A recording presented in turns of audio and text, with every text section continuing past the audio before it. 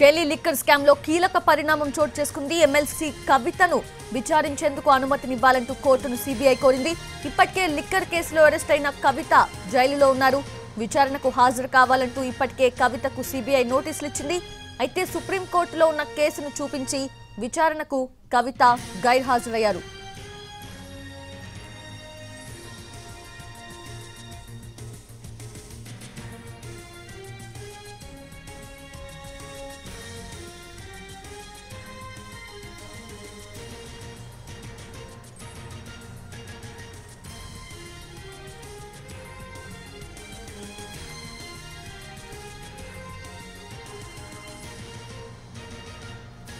Delhi liquor scam లో కీలక పరిణామం జరిగింది. ఎమ్మెల్సీ కవితను విచారించేందుకు అనుమతినివ్వాలంటూ కోర్టును సీబీఐ కోరింది.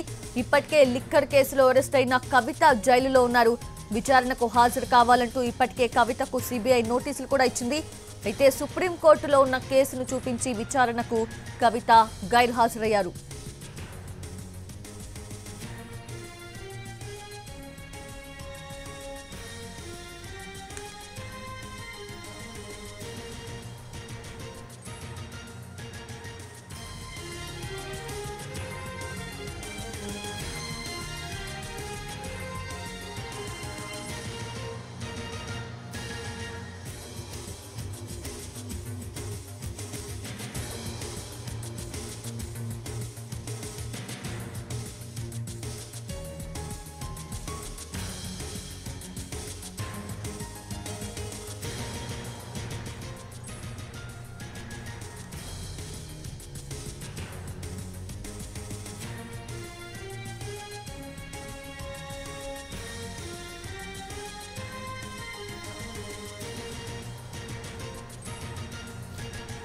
ఢిల్లీ లిక్కర్ స్కామ్ లో కీలక పరిణామం జరిగింది. ఎమ్మెల్సీ కవితను విచారించేందుకు అనుమతినివ్వాలంటూ కోర్టును సీబీఐ కోరింది.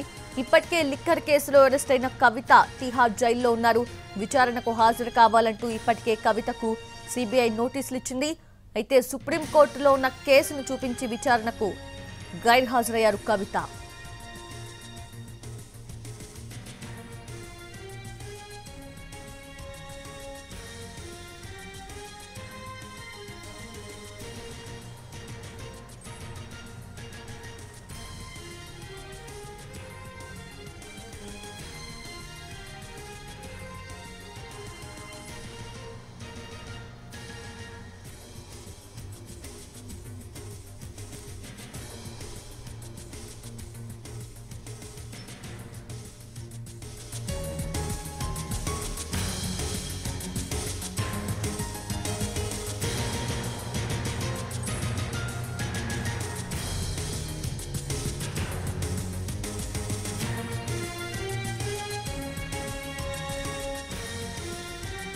ఢిల్లీ లిక్కర్ స్కామ్ లో కీలక పరిణామం జరిగింది. ఎమ్మెల్సీ కవితను విచారించేందుకు అనుమతినివ్వాలంటూ సీబీఐ కోర్టును కోరింది. ఇప్పటికే లిక్కర్ కేసులో అరెస్ట్ అయిన కవిత తిహార్ జైలులో ఉన్నారు.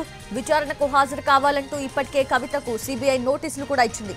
అయితే సుప్రీంకోర్టులో ఉన్న కేసును చూపించి విచారణకు గైర్హాజరయ్యారు కవిత.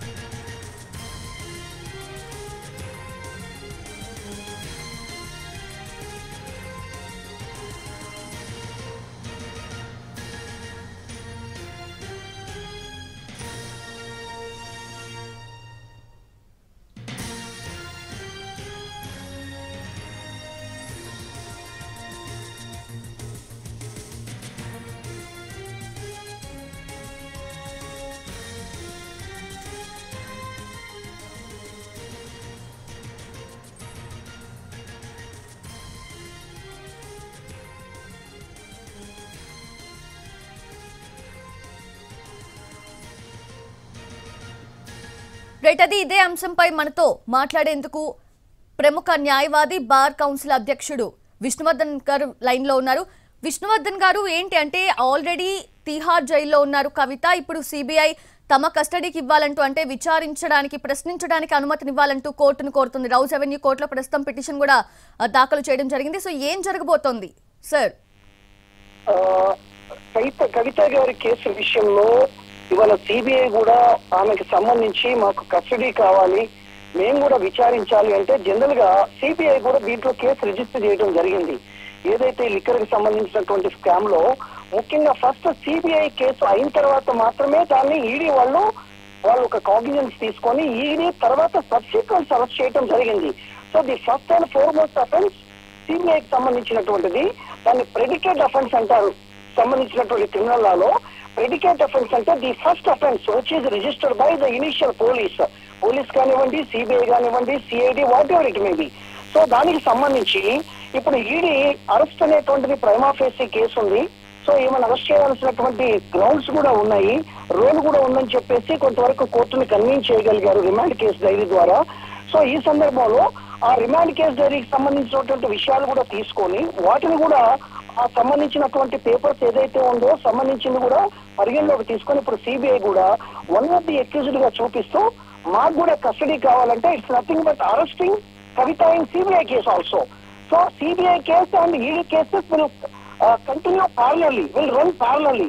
సో రెండు కూడా ఒకేసారి నడిపించేటువంటి పరిస్థితి కూడా ఏజెన్సీస్ ఉంటుంది. CBI is different organization, that is like a police.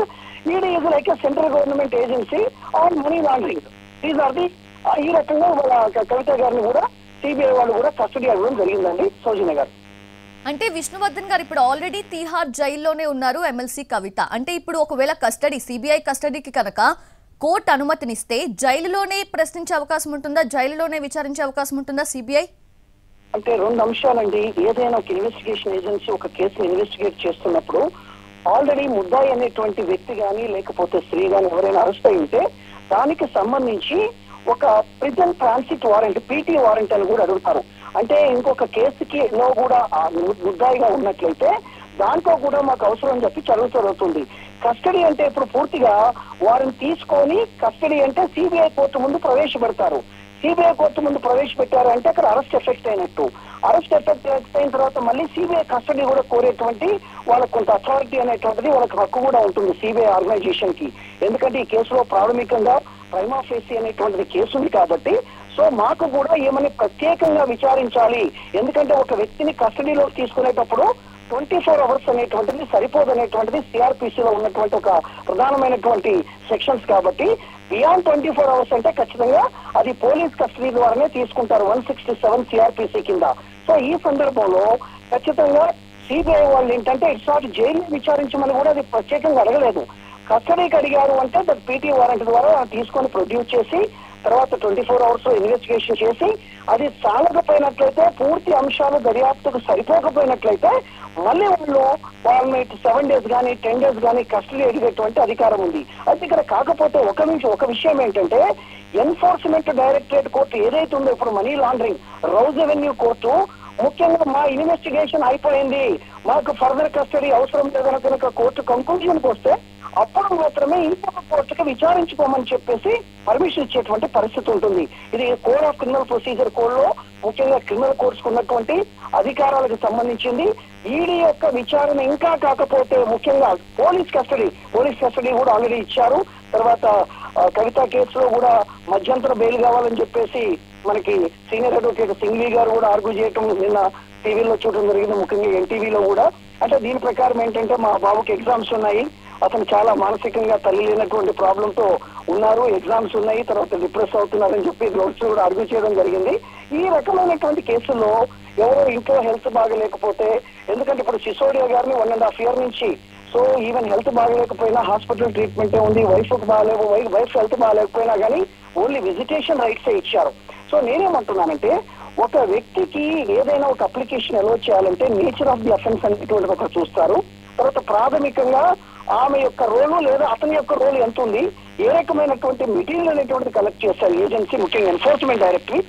ఈ రకంగా చూసి దాన్ని కూడా కొంత పరిశీలించేటువంటి పరిస్థితి ఉంటుందండి ఈడీ కోర్టు. సిబిఐ కోర్టు మాత్రం ఖచ్చితంగా విచారణకు తీసుకునేటువంటి హక్కు ఎందుకంటే ఇట్స్ ప్రెడికేట్ అఫెన్స్ అంటే ప్రెడికేట్ అఫెన్స్ అంటే మొట్టమొదటిగా సిబిఐ వాళ్ళు ఇనిషియల్, ఎందుకంటే ED cannot direct register any case. ED only enforcement directorate ఎప్పుడు వస్తుందంటే ఈ మనీ లాండరింగ్ యాక్ట్ అనేటువంటిది వైలేట్ అయింది, ముఖ్యంగా ఫలాని యొక్క ఎఫ్ఐఆర్ కు సంబంధించి మనీ లాండరింగ్ అమౌంట్ కూడా దీంట్లో ఉంది, సో ఈ పెయింటర్ మనీ ఉందని చెప్పి సబ్సిక్వెంట్ గా మాత్రమే ఈడీ అఫెన్స్ రిజిస్టర్ చేయడం జరుగుతుంది. సో బేసికల్ గా CBI is like A police, it's initial investigation agency కాబట్టి సిబిఐకి అడిగేటువంటి అధికారం ఉంది. ఖచ్చితంగా కోర్టు కూడా కన్సిడర్ చేస్తుంది. పోలీస్ కస్టడీ అంటే అరెస్ట్ ఎఫెక్ట్ అవుతారు, అరెస్ట్ ఎఫెక్ట్ అయిన తర్వాత మళ్ళీ ఒక పిటిషన్ వేసి మాకు కవిత గారి దగ్గర నుంచి ఈ రకమైనటువంటి అంశాలను మేము విచారించాలి, ఇవి పెండింగ్ ఉన్నాయి, మాకు కస్టోడియల్ ఇంట్రాగేషన్ అవసరము, తర్వాత విట్నెస్ టు విట్నెస్ కన్ఫ్రంటేషన్ అనేటువంటిది కూడా ముఖాముఖిగా ఎవరైతే ముద్దాయిలు ఉన్నారో వాళ్ళ కూర్చోబెట్టి కూడా తీసుకోవాలి, లేదా మా దగ్గర ఉన్నటువంటి మెటీరియల్ ఏదైతే ఇప్పటిదాకా ఎవిడెన్స్ కలెక్ట్ చేశారో what ever it maybe digital evidence కానివ్వండి, ఫోన్ ఎవిడెన్స్ కానివ్వండి, సాఫ్ట్ ఎవిడెన్స్ కానివ్వండి, ఎలక్ట్రానిక్ ఎవిడెన్స్, ఇవన్నీ కూడా వీటిని కూడా వాటిని తిరిగి కన్ఫర్మ్ చేయాలంటే ఖచ్చితంగా కస్టడీ అనేటువంటిది అవసరమని సిబిఐ వాళ్ళు వాదించేటువంటి పరిస్థితి ఉంది. ఖచ్చితంగా కస్టడీ కూడా ఇస్తారు. So because it's CBI case and money laundering case కాబట్టి, ఎందుకంటే ప్రైమ్ ఆఫీసీ కూడా ఉందని చెప్పేసి రిమాండ్ ఆల్రెడీ యాక్సెప్ట్ చేశారు కాబట్టి ఈడీ కోర్టు కూడా. సోజన్ గారు అంటే సార్, ఒకవేళ ప్రశ్నించడానికే కనుక అంటే విచారించడానికే కనుక అనుమతినిస్తే కోర్టు, అప్పుడు సిబిఐ తిహార్ జైలుకే వెళ్ళి అక్కడే ప్రశ్నించి విచారించి వాంగ్మూలం రికార్డ్ చేసే అవకాశం ఉందనుకోవచ్చా?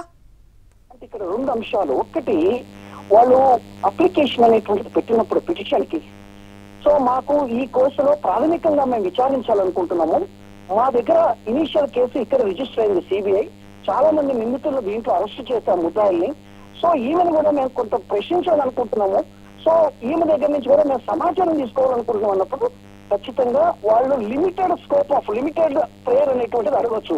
కానీ ఈ కేసులో నాకు తెలిసినంత వరకు ఇప్పుడు ఆల్రెడీ సిబిఐ అనేటువంటిది కూడా కొంచెం దూకుడుగా వెళ్తుంది, ఎందుకంటే ఎన్ఫోర్స్మెంట్ డైరెక్టరేట్ చాలా మందిని అరెస్ట్ చేసింది కాబట్టి, ముఖ్యంగా chief minister, the deputy chief minister, అలాగే ఎమ్మెల్సీ కవిత గారిని, ఇంకా సో మెనీ బిజినెస్ మెన్ కూడా అరెస్ట్ చేశారు కాబట్టి సిబిఐ కూడా ఖచ్చితంగా పర్సనల్ కస్టడీ తీసుకుంటుంది. ఎందుకంటే జైల్లో పూర్తిగా విచారించేటువంటి పరిస్థితి ఉండదు, ఎందుకంటే అక్కడ వేరే విట్నెసెస్ తీసుకెళ్లి వేరే తర్వాత లేకపోయినట్లయితే ముద్దాయిని తీసుకెళ్లి ఆ జైలు కూర్చోబెట్టేటువంటి ఆ స్కోప్, ఆ కన్వీనియన్స్, ఆ ఫెసిలిటీ ఉండదు కాబట్టి ఖచ్చితంగా మాకు కూడా ఇవ్వండి. జనరల్ గా ఒక వ్యక్తి మీద నంబర్ ఆఫ్ కేసెస్ రిజిస్టర్ అయినప్పుడు ఆ ఏ కేసులో అరెస్ట్ అయిందో ఆ మెజిస్ట్రేట్ కే పూర్తి అధికారం ఉండదు, మిగతా మెజిస్ట్రేట్స్ కూడా పీటీ వారెంట్ కింద కూడా తీసుకునేటువంటి వాళ్ళకి విచక్షణమైనటువంటి అధికారాలు కోడ్ ఆఫ్ క్రిమినల్ ప్రొసీజర్ 1973లో ఇచ్చారు.